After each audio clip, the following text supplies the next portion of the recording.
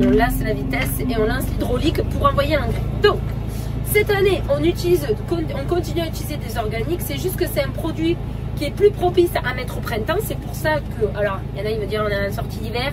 Oui, mais on est bientôt au printemps, hein, les gars. C'est bientôt fini l'hiver. Donc, on est en sortie d'hiver, bientôt printemps. Donc, le produit s'adapte très bien à cette période-là pour le mettre. Donc, exactement, ce produit, ça s'appelle le Frais 7. Donc, ça s'écrit F-R-A-Y et le chiffre 7. C'est Fraissinet qui vend ce produit. Alors nous, on est des adeptes de Fraissinet en engrais. Ça fait des années et j'avoue que je reste hyper fidèle envers eux. Historiquement, on avait l'habitude de mettre soit du Vigitumus, soit du Richumus. C'était un petit peu la même chose. C'est des amendements et c'est du produit qu'on utilisait, qu'on mettait plutôt en octobre. Là, on a changé. Ils nous ont fait essayer ça l'année dernière. Et honnêtement, on a eu des résultats de fou. C'est la première fois. Alors, je dis pas avant avec le Vigitumus, on avait des super bons résultats.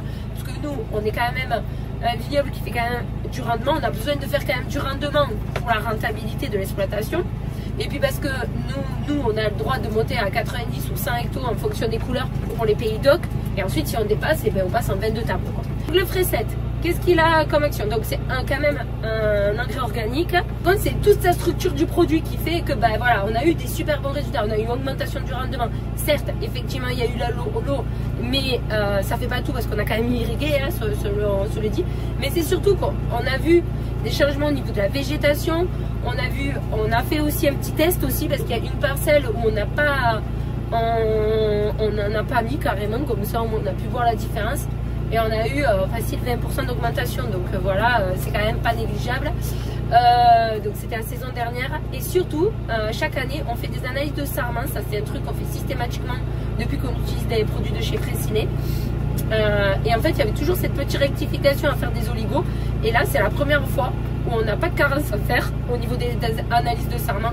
Même au niveau de l'azote, c'est mieux. Donc il y a eu une bonne mise en réserve. Il n'y a pas de problème aussi d'oligo comme le manganèse, le zinc et tout. On est super bon. C'est la première fois que j'ai des analyses de sarment qui sont aussi bonnes. Sachant que systématiquement, on fait toujours sur les mêmes parcelles. Alors des fois, on varie un petit peu.